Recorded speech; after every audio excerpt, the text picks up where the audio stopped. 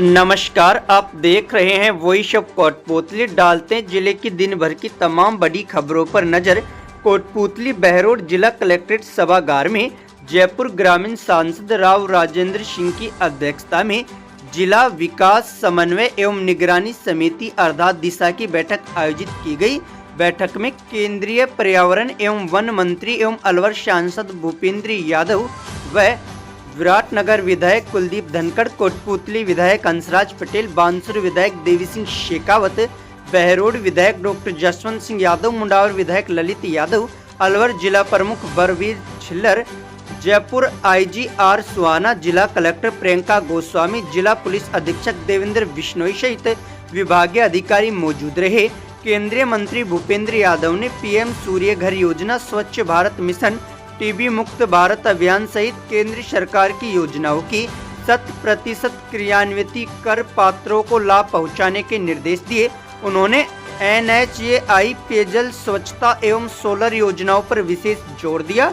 तो वहीं सांसद राव राजेंद्र सिंह ने अधिकारियों को जमीनी स्तर पर जाकर कार्यों की वास्तविक स्थिति देखने, आमजन की समस्याओं का त्वरित निस्तारण करने और कोई भी पात्र योजनाओं से वंचित न रहे, यह सुनिश्चित करने के निर्देश दिए। बैठक में जनप्रतिनिधियों ने भी क्षेत्र की समस्याएं एवं सुझाव बताए। जो सबसे बड़ा इशू है हमारे पूरे कोटपुतली क्षेत्र के NH का इशू, और आज हमने ये तय किया है कि इस पूरे NH को लेकर हम एक अलग से बैठक करेंगे, ताकि NH के सारे विषयों को, एक लंबे समय से NH एक पेंडिंग पड़ा हुआ। मैं कल गडकरी जी के साथ भिवाड़ी के विषय पे बैठ रहा हूँ, उसमें से उस तारीख को अपन तय करके NH के विषय पे लगेंगे। दूसरा एक और जो विषय है कि प्रधानमंत्री सूर्य घर योजना है, उसका सफल इम्प्लीमेंटेशन क्या हो, क्योंकि रजिस्ट्रेशन तो 7000 से ज़्यादा हुआ है लेकिन लगे 803। अधिकारी लोगों ने एक प्रैक्टिकल बताया कि पहले पैसे जमा कराने पड़ते हैं, फिर बैंक से सब्सिडी मिलती है। तो कलेक्टर महोदया का ये कहना था कि हम बैंक से सीधा बात करेंगे ताकि ज़्यादा से ज़्यादा लोग प्रधानमंत्री सूर्य घर योजना से वाकिफ हो। एक विषय जो है ये हमारा पूरा कोटपुतली क्षेत्र, हालांकि राव साहब हमारे यहाँ के सांसद, पर हमारी सहमति भी है कि इसका ये जो पूरा सीवरेज प्लांट है वो अभी आधे ही शहर में है, तो ये पूरे में आना चाहिए। तो संबंधित अधिकारियों से बात करेंगे। बैठक की बाकी कार्यवाही अभी चल रही है और मेरा भी एक विधानसभा क्षेत्र यहाँ पे लगता है बहरोड, तो मैं यहाँ उपस्थित हुआ था। अगली बार फिर दिशा की बैठक करके सब विषयों का एक्शन टेकन। बहरोड कृषि उपज मंडी में बीती रात्रि चोरी की बड़ी वारदात सामने आई है। अज्ञात चोरों ने देर रात मंडी परिसर में स्थित करीब आधा दर्जन दुकानों के ताले तोड़ दिए और नकदी सहित कीमती सामान चुरा ले गए। घटना की सूचना मिलने पर सुबह बहरोड विधायक डॉक्टर जसवंत सिंह यादव आला अधिकारियों के साथ मंडी पहुंचे और व्यापारियों से घटना की जानकारी ली। विधायक ने मौके पर मौजूद पुलिस अधिकारियों को जल्द से जल्द चोरी का खुलासा करने और आरोपियों की गिरफ्तारी के निर्देश दिए। मंडी परिसर में लगे CCTV कैमरों के फुटेज भी सामने आए हैं, जिसके आधार पर पुलिस जांच में जुट गई है। नीमराणा थाना पुलिस ने बड़ी कार्रवाई करते हुए मोटरसाइकिल चोरी के एक मामले का खुलासा करते हुए 3 शातिर आरोपियों को गिरफ्तार किया है। थाना प्रभारी राजेश कुमार ने बताया कि पुलिस ने मामले में आरोपी शाहिद उर्फ जिल्ली, आरोपी हसन उर्फ मुल्ली व आरोपी आकिल उर्फ डेनी निवासी पंचगांव, थाना तावड़ू सदर, हरियाणा को गिरफ्तार किया है। पुलिस फिलहाल आरोपियों से पूछताछ कर रही है। केंद्रीय मंत्री भूपेंद्र सिंह यादव ने बहरोड में मीडिया से रूबरू होते हुए कहा कि अरावली सुरक्षित है। विपक्ष अरावली को लेकर भ्रम फैला रहा है। तो वहीं पूर्व विधायक बलजीत यादव ने आमजन से अरावली को बचाने का आह्वान करते हुए केंद्र सरकार पर निशाना साधा। इसके द्वारा झूठ फैलाया जा रहा है जो सब समाप्त हो गया जी। अरावली पूरी तरह संरक्षित है। अरावली के ग्रीन वॉल को लेकर हम पहले से कार्य कर रहे हैं। मैं पुनः कहना चाहूँगा, अरावली में जितना भी प्रोटेक्टेड एरिया, फॉरेस्ट एरिया है, इस निर्णय के बाद वो यथावत रहेंगे। अरावली में जितना पानी के रिसोर्सेज हैं, जहाँ से माही, लूनी जैसी नदियाँ निकलती हैं, वो पूरी तरीके से इसमें संरक्षित रहेंगे। जो डार्क जोन है वो पूरी तरीके से संरक्षित रहेगा। दिल्ली में तो अरावली की कोई माइनिंग नहीं है, वो यथावत रहेगी।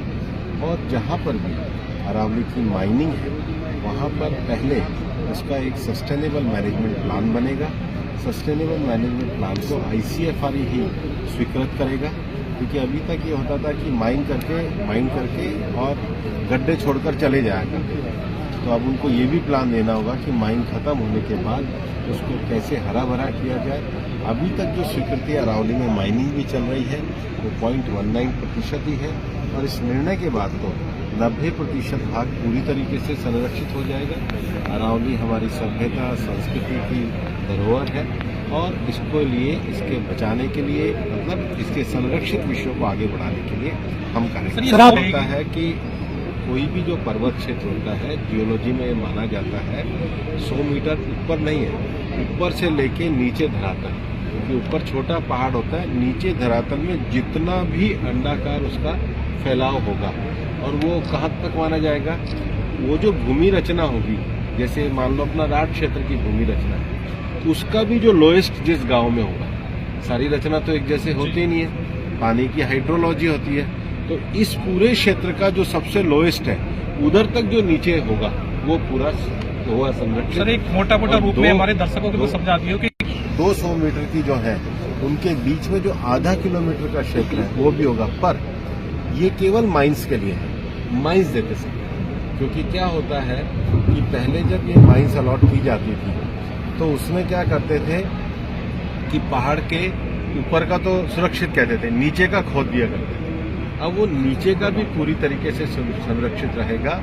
नई माइंस इसमें जब तक कोई मैनेजमेंट प्लान नहीं आएगा, सस्टेनेबल प्लान नहीं होगा, सुप्रीम कोर्ट ने कहा है नहीं होगी, पहले ICFRE उसका साइंटिफिक स्टडी करेगी, क्योंकि सस्टेनेबल माइनिंग भी उतनी करनी है जितनी आवश्यकता से ज़्यादा माइनिंग भी नहीं है। और माइनिंग में भी एक्स्ट्रा, मतलब बहुत एक्स्ट्रा सर्कमस्टांसेस में अगर क्रिटिकल मिनरल मिलता है, देश के लिए यूरेनियम मिलता है, तांबा मिलता है, जो देश की आवश्यकताओं के लिए हो, वो रेस्ट्रिक्टेड ही अलाउड है। तो अरावली में जो रैम्पेट माइनिंग हो रही थी, जो इलीगल माइनिंग हो रही थी, उसको सुप्रीम कोर्ट ने रेस्ट्रेन की। सर, को तो सब चीजों से परहेज है, विपक्ष को अगर परहेज नहीं है तो झूठ से परहेज नहीं है, झूठ छिक के बोलते हैं, और यही कारण है कि देश में झूठ की दुकान बंद हो गई। अरावली पर्वतमाला को नए तरीके से परिभाषित करते हुए सुप्रीम कोर्ट ने जो निर्णय दिया है वो बेहद दुर्भाग्यपूर्ण है। वो हमारी आत्मा को झकझोर देने वाला है। केवल मनुष्य ही नहीं, पशु पक्षी जीव जंतु सभी के लिए बहुत डरावना है। अरावली पर्वतमाला, जिसका 80% हिस्सा राजस्थान में आता है, बाकी गुजरात, हरियाणा और दिल्ली में, इसके नहीं रहने से केवल 4 स्टेट ही प्रभावित नहीं होंगे, अपितु पूरे हिंदुस्तान की जनता के जनजीवन के ऊपर इसका नकारात्मक प्रभाव पड़ेगा। बुरी तरह से हमारी जलवायु प्रभावित होगी। इसके जो दुष्परिणाम होंगे उसके बारे में सोचकर लोगों की रूह कांपने लगती। इसलिए मेरा अनुरोध है सुप्रीम कोर्ट से और सेंट्रल गवर्नमेंट से कि अपने इस निर्णय पर पुनर्विचार करें। जन भावनाओं को ध्यान में रखते हुए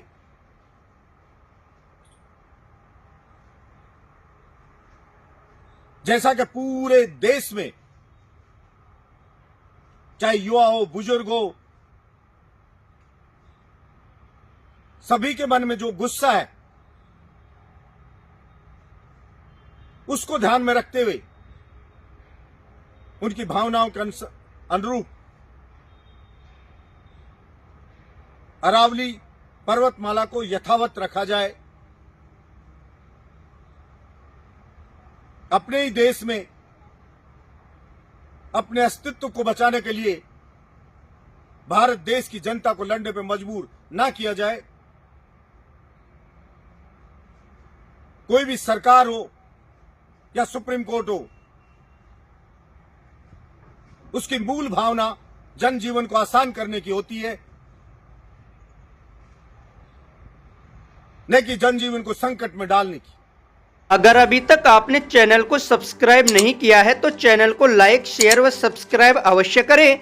जिले की तमाम छोटी बड़ी खबरों को जानने के लिए बने रहे वॉइस ऑफ कोटपूतली के साथ। श्री बालाजी फिनसर्व, जहां मिलती है आपको वाहन बीमा, स्वास्थ्य बीमा, म्यूचुअल फंड, जीवन बीमा, फाइनेंस, साधारण बीमे की सभी सुविधाएं। कार्यालय बानसूर महाविद्यालय के पास, बाईपास रोड, बानसूर। मुख्य कार्यालय लाल कोठी, कोटपूतली। अधिक जानकारी के लिए संपर्क करें 8302367656।